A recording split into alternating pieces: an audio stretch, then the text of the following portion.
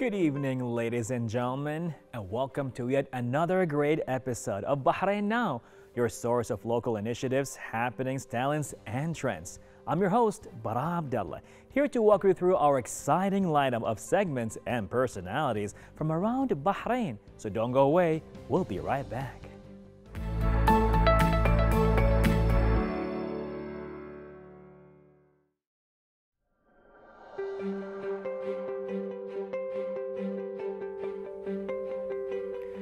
Well, ladies and gentlemen, many talents are proud to call Bahrain their home. Everything from fine arts to photography, and find its own unique spin on the island. And our next guest is one of has developed and pretty much delved into many creative fields. To tell us more about his journey, we are here with the photographer and artist Ahmed Alawi. How are you? I'm doing great, doing amazing. Awesome. I mean, your style is pretty much vibrating and all of that, pretty much pretty chill, Yep. Feel that vibes and all of that. Yep.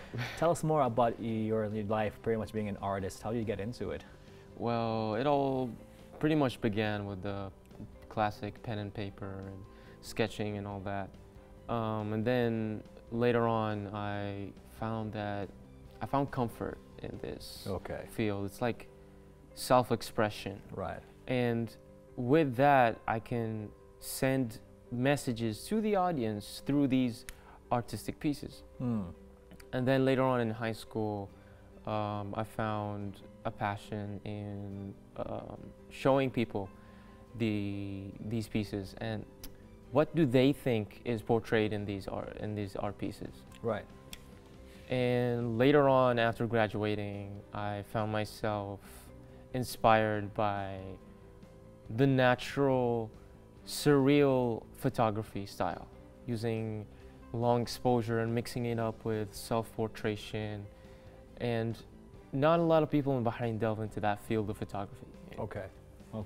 So with that and more inspiration from my friends and the ideas that I find online, all that blending with my own touch brings out basically the best in me. Amazing. Wow, man. The way you just explained it and expressed it, it's felt like water. How Water. you were weaving your words together. It's like, wow, man, this is it. I felt like, oh, I'm floating in your stories and all of that. It showed that pretty much in the beginning you did it for yourself. Yes. Really, it's like, so you found something, you found comfort and peace. Exactly. So my question to you would be like, when did you feel that the transition happened between doing it only for you, but then it carried on to actually doing it for others? Like, what was that spark? The spark was, how can I say this? It's the importance of the message itself. Okay. Because art is not just something to be appreciated, because a lot of artists use it as a way to express themselves and send to the audience or to the observer an important message, whether it's something that he's going through in his personal life, the artist's personal life, or an important message about current events that are happening, whatever it is. And using that and portraying it in art is a tricky thing. Sure, you have a canvas, and repetitiveness isn't something like, yeah, that's the problem, repetitiveness. Artists struggle with colors, how can I say this? The portrayal itself is hard. Yeah. Points of view. How will the viewer interpret this piece of art? Right. How the environment that the viewer is in, right, their mindset, the way they're thinking, it's all factors of how they perceive a piece of art. Amazing. Wow. I mean, you pretty much delved into that, huh? Yeah, I did. You really did, huh? And with your art, I mean, there are certain messages you felt that it was very important to convey to everybody to see how it is, and for them to explore their own emotions and thoughts into that one painting or one artwork that you've been pretty much working on. Yeah. And then from there, it's like, it could be anything. Everybody has their own perception Yes. how the arts are. I mean, I think I've been blessed enough to actually talk to a lot of artists, you know, sitting on the same place you're pretty much sitting on right now. And but it seems like every artist have a different way of conveying their message. It's Yes. always been important to actually make sure that their message comes across certain values and with certain meanings, but you still give them their own freedom to see it in the way they want to see it and how they perceive it. And that's very powerful. It is. It is. Another thing is that an art, the definition of art is anything that can be appreciated. Right. Whether it's a painting, whether it's a video, whether it's a photo, whether it's literature or a movie script or the movie itself. So I've been putting my hands here and there since graduating from high school. I have a script that I'm working on. Okay. It's been inspired by Damunian folklore. All right. A little bit of spice from Stephen King and. That would be very interesting. Yes, yes. Stephen King, out of all still names, working wow. on It's like, what's it gonna happen here? it's still in the works. Still in the Okay. works. Act 1 is done. Okay. Still working on Act 2. I'm not gonna reveal it right now. Please, not yet, but you know, for another interview maybe. And maybe For another so. time, that's for sure. So yeah, I'm really interested in filmmaking. Okay. That's my end goal, you could say. Amazing.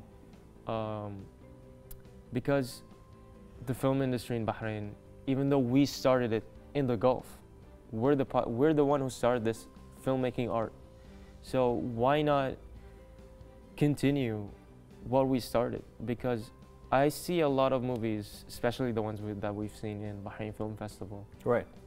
There's so much potential. We There have the is. talent. There is. We have the power. We have the tools. But the thing is, we need an incentive. We Right. need an industry. Right. And to build that, like, how can I say this? The youth. One word, the youth. We need the youth. Right. So much inspiration, so much material, so much power. We just need that incentive to move forward. Like, how can I say this? We call it pearly wood. Pearly wood. Yep. Bahraini filmmaking kind of stuff industry. Yeah, and I love the fact that people consider it as an industry, you know, because it's happening over here when it comes to Bahrain. Like the industry is outside, maybe pretty much they are more mature, they have more experience and more funding to it. But in Bahrain, it seems like it's always been a side thing to a certain extent. We have our festivals and all of that, but it didn't hit commercial yet with the big screens or stuff like that. I mean, when it comes to social media, we excelled in so many ways with a lot of influencers and makers and content creators. When it comes to vlogging and YouTube and TikTok, we have a lot of influencers that are reaching the millions. But when it comes to actually, let's say, filmmaking and all of that, making it to the big screens, maybe we're kind of lacking over there. But hey, if it's called pearly wood, we are heading somewhere with that, aren't we now? We have a lot of studios. We have Omar Farouk's at Nafas Creative Studio. Right. We have Studio Human. We have B Media. We have, what's it called? So many studios in Bahrain that are just starting up. Like I can name a few myself from Fakhro Blue Steel. Exactly. We have, even right now, Mohammed Farid is doing his thing, Movie Convo, and you have Ali Fingers, Wicked Productions. So it's crazy that there are actually a good number of people who learned a lot about movie making. They went to international places, to the States, they came back again and bring their experiences. But you are working on this crazy thing going on over here, which really I appreciate. I can't wait to see that. It's still in the works. I did approach Mohammed Fakhro about it. Okay. He's giving a read as we speak. Okay. Now, as pretty much we're talking about arts and filmmaking, but you are pretty much very much in hands when it comes to photography. Yes. So how did you get into that? Photography was something I picked up from a friend of mine. Sure. After graduating, because he basically studies media, and how can I say this? It's the people that you hang around with that influence you. Yes. The way you think, the way, in my case, the way I influence my art, Right. how I make it. So I got inspired by my friend, and I wanted, like, I talked to myself and I say, why don't I do something? Why don't I try it out? So when I tried it, I found myself in it in a way, especially with long exposure photography. Long exposure is kind of like when you open the camera shutter for a long time, and the camera would register the light rays that is going through the shutter in such a long period of time, and then compressing it into one photo. How can I say this? It's when you point the camera at the street and do that kind of style photos, you like in the end product you would see, of course with the right shutter speed, you would see light streaks of the car's lights. Right. Even though the car's not there. So it would appear with the little bit amount of editing, it will look amazing. But that's the normal mediocre style of long exposure photography. Long exposure has so much potential and so much, how can I say this, depth into it. And a lot of people outside of Bahrain are using it in so many ways. And I said to myself, since this area of photography isn't that much explored, then why don't I explore it myself? Right. And right now, I'm pretty much satisfied with the results that I've gotten. And but like, even though I did so much, there's so much more to explore. I'm sure. I'm sure.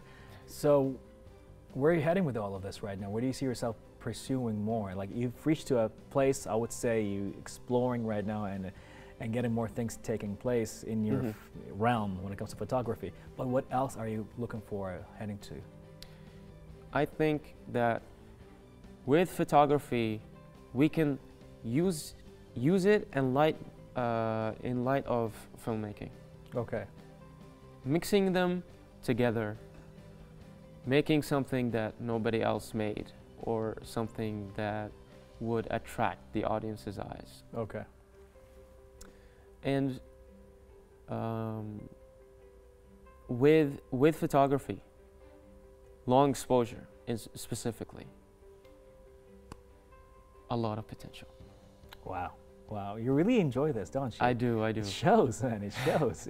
Like whatever I throw your way, like, I know what to say. You're in my town now. I am.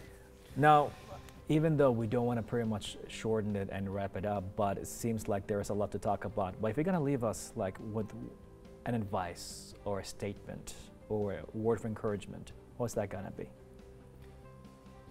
Even though the results to whoever who's listening, even if you feel as if the results of what you've trying to make aren't satisfactory, right, keep doing it. Keep pushing. Awesome. Keep pushing. Keep looking for new inspiration, new styles, new ways of doing the same thing that you want to do. And in the end, it's going to get something out. Awesome. Well, Ahmed, thank you so much for joining us right here on Bahrain Now. We can't wait to pretty much see what's going to happen with your film and the world of Dilmani and time traveling. Exactly. All that's going to take place in another talk, hopefully maybe next year or the week before it or maybe earlier than that. Let us know. All right. Thank you. Thank you so much for joining us. Much appreciated. Thank you so much. Well, ladies and gentlemen, this was a very insightful, artistic, and a creative talk with Ahmed Alawi, all that took place right here on Bahrain Now.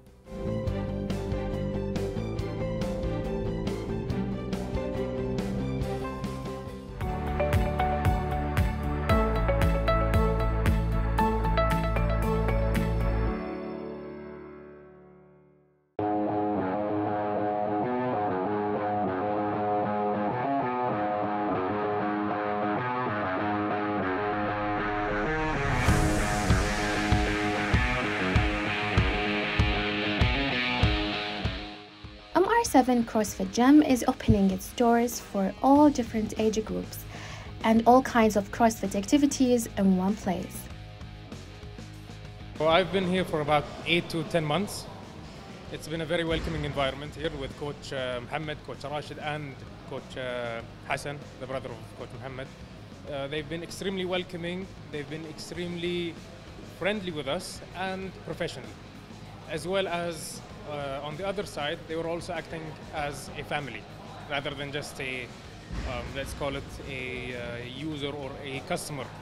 So we feel welcomed as a family rather than just as as someone who's training with them. I like CrossFit because it has many gymnastic workouts. So I find for my age even the gymnastic is my favorite rather than the heavyweight. The gym has a positive general environment which contributes to not only healthy workouts but a healthy sense of teamwork and encouragement. In regards to today's conditioning exercise, it is an excellent exercise to prove your mentality, your strength, and your ability to endure the strain that you will receive during the workout, which the workout includes both deadlifts and wall balls, and they both provide large strain on your body. But because of the way that we are conditioned with Coach Mohammed and Coach Rashid and their continuous support with us, we know that we can do this exercise in the most optimal fashion because of the way that they teach us and the way that they gradually let you increase the weights. My experience in MR7 gym, it's really exciting, and the coaches are very well training us and giving us the best techniques in order to be not injured.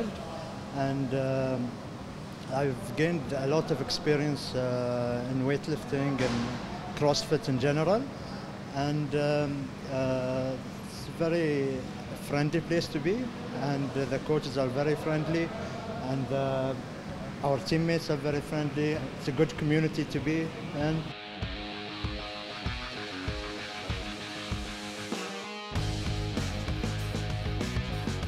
If you start even earlier in age, it's very easy, very lovely sport. I recommend everyone to start. Wishing you a good CrossFit experience. This was Khawla Youssef reporting for Bahrain International TV.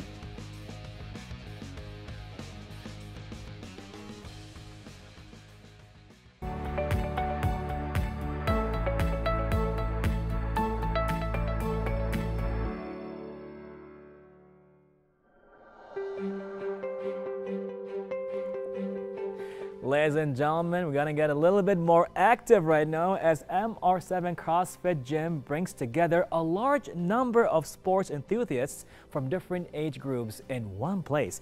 The gym is owned by ambitious Bahraini youth who turned their passion and dream into reality, and today we shed light on their success. We have here with us is one of the owners of MR7 Gym, Mohammed Jassim. Good evening, how are you? Good evening, I'm good, thank you. How are you? I'm good.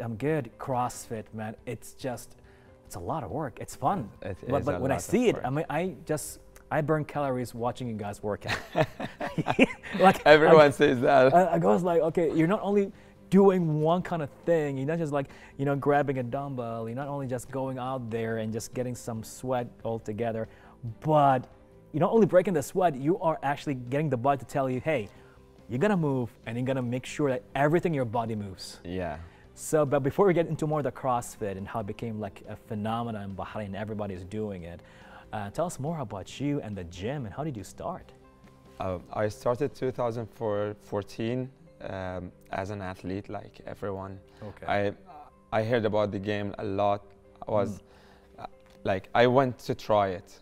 I'm like, okay, that's a crazy game. I'll just give it a try. Right. After 3 weeks, I still remember. I'm like, okay, this is a real sport, not only game. 1 year of doing it, I started to coach. Like, there was a big push from my coach. He was like, I see a coach in you. He used to tell me that a lot. Okay. I see a good coach in you. Okay. I was like, my answer is always the same. I'm just an athlete. I just do work. He said, try it and you will believe me. Huh. And then when I started coaching, I had like very fast improvement. I discovered that I love coaching. Okay. From that point, I moved on, and we started MR7 2019. Okay. That was my first business ever, like after coaching. Wow, wow, wow. It's very interesting how you call CrossFit in the beginning, it was a game. Yeah. But it's like, hey, this is not a game. This is like real sport. This is like an actual sport. It's like Olympic style kind of thing. It's what people do. They want to go for in a serious kind of like commitment when it comes to sports. Yeah, we call it like real fitness because it's a very good combination. Like I like to call it well-rounded. Like you will be good in gymnastics, good in cardiovascular, good in lifting weights, which is a very good rounded. You don't have to be a perfect in one task and weak in the other task. You will be an average in everything, which is make a lot of sense for me for the future wise. Like when you get older, you will still be stronger with that. Huh. Yes. you know, because, well, to be honest, like reaching my 40s soon, right? And it's like CrossFit, I see what happens. I am reaching my 40s. You're soon. not 40. Reaching my 40s There soon. is no way. You don't look 40. I'm 36. You're 36? Okay, good. You see this? This is 40. That's what 40 looks like. But we still have like athletes. Like my oldest athlete is 56 years old. Doing CrossFit? Every single day. With the same momentum of a 20-year-old? Not really. Okay. You will lift lighter weights. Sure. Like, you know, with aging, you'll have lack of mobility. It's all about having like well-experienced coach, well-trained coach. Okay. Like that really what matters with different type of people, different type of athlete. You will have strong guys, you'll have people who doesn't do sports at all. You have people with some disease, like different, like it's a huge world. Okay, I know. I believe you. I mean, you're the coach here. Yeah, you're Mr. MR7, you're Captain MR7 here. Captain. Now, apparently, not only it's a gym, but you guys go out there and to get some achievements and accomplishments. You know, and what's the great thing about it? It's like, you know, it's like you go to a certain studio, you just work out and leave, but it seems you have a community, you have goals, you have things you want to achieve. Tell us about your latest achievements and accomplishments. Our latest achievement, it was like 5 days ago. 5 days ago, it's like, wait, he's looking at the time. Like, does he need to go for another session? No, it's 5 days ago. Okay. There was a competition organized by Ministry of Youth and Sports with a collaboration with Rare Fitness. It was a CrossFit competition. We had 9 teams in that competition. Wow. Yeah, alhamdulillah. And one of the ladies' team, they got the 3rd place. Congratulations. Thank you. Congratulations. Thanks a lot. Wow, so it's not only a gym, it's a community, it's a family. Yeah, it is a family. I'd like to call them my family. Amazing, amazing. Yeah. And these are like ways, I mean, I wouldn't like to call them clients at this point, but members. I never call them clients. You see? Like always, even when I'm sending them messages for like announcements in the groups, I was always saying, hey fam. They are a family. What's up, fam? Right? What's happening? Like, we have a very great community. Like some of them even will take like my advice for their personal life. Sure. That close we are. Wow. Yeah. Wow. And it seems like is this your way of like pretty much retaining them, like making sure that they stay for a longer time, because you know they're becoming a family. So when it comes to family and the members get to know you more, they stick longer, right? Yes, they stick because they feel it. Like there will be 2 types. Like some people will fake it to bring you. But if it is like natural you, they feel it. They still feel it. Okay, I'd love to come back. I'm very angry person in the class, just in the class. But they still love my style because they know I'm not like doing it for. I'm doing it for them. Like I'm angry because I want to improve them. But still, it's from the deepest of my heart. Right. I want to improve every single person. But here's the deal. Doing the workout, it's just 30% of your lifestyle. Having healthy food is the other 70 or 60%. That's a big percentage. Yeah. So balancing between training and eating, that's the issue. It's not about what you're gonna eat, and it's not how hard you will train. It's the combination of both. Okay. Yeah. Okay. Sir, yes, sir. Now, it seems like you have a great attitude going on with how you carry on your family and even with your business. Yeah. So I'm not sure if I would use the right word here, but the word competitors maybe, or maybe other people in the field. A lot of times they will ask this question, what makes you so different? You know, what makes you unique? But it seems that you have a different approach of things. But if I were going to ask you this question, like openly, how are you any different than the other CrossFit studios and gyms? I wouldn't say they are a competitor. My answer will surprise you now. I would love to hear that. We have a very, very great community, especially here in Bahrain in CrossFit. Like I have very good relationship with the gym owners, all of them. I love that. Yeah, we're talking to each other almost like once every week. I love that. And in the competitions, like you will see something weird. Every gym is cheering up for the other gym. I love this. Yeah, we are like part of a big family. Right. That's here in Bahrain. Like I just closed the phone from one of my competitors, which Okay. is he's not my competitor. We was just chit chat. Your friends in the field. Yeah, we were just chit chat. So I wouldn't call them my competitors, but I love that. it's the coach style and personality. Okay. That's what will make a difference. Okay. Experience will play a huge part of that. Like some people will come to you because you're expert, but you're very tough. Okay, I don't like you. I'll go for the other coach because the other coach is more funny. I have a tough day, long working hours. I come to the gym, I want to have fun. Right. But the serious people who want to really improve will go to the serious coach because that coach will push me. I want that. So that's the difference. Love this. I love this. You see, it's beautiful that you put it out that way. It's like everybody gets to eat. Yeah. Everybody gets to go to the same field and everybody gets to eat. And it's a coaching style that's just pretty much different. It's how you communicate, the personalities, and that's how things work, like in different studios. Experience, experience, you're dealing with like too many different type of people every day.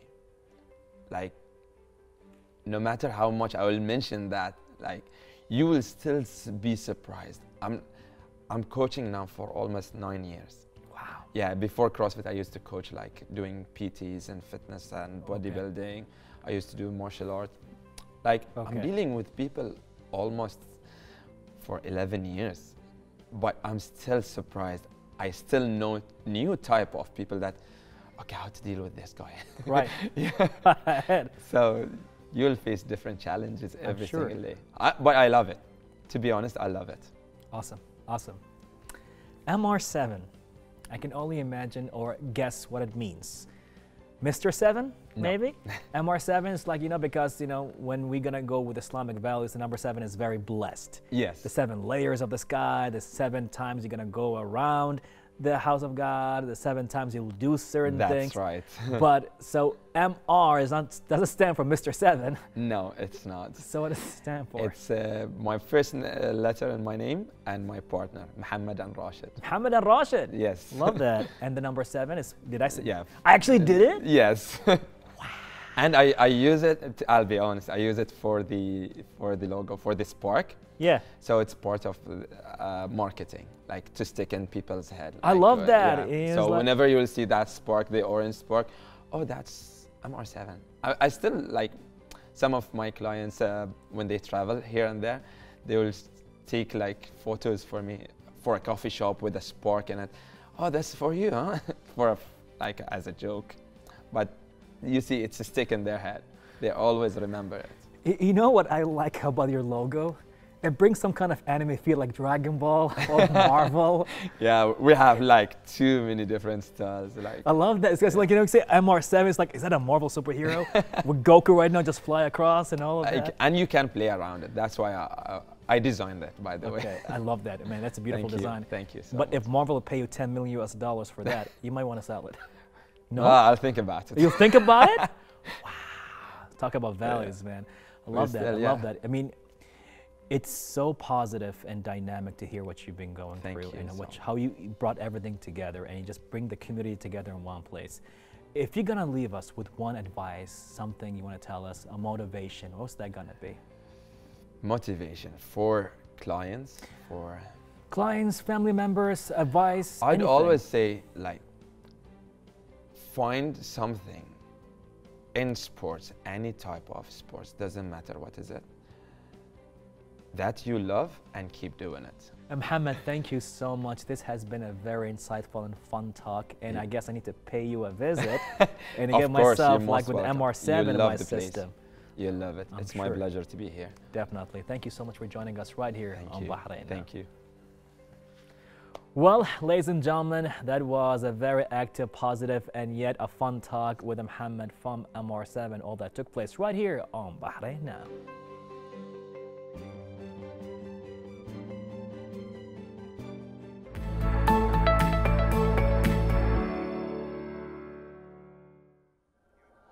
Well, ladies and gentlemen, we've made it to the finish line. A huge thank you to all of our guests for joining us tonight. Another huge thank you to all of you watching us at home. As always, be sure to reach out to us on our social media accounts shown below. We love hearing from you. I'm Bara Abdallah. Till next time, Bahrain, goodbye, God bless, and we'll be seeing you in another episode.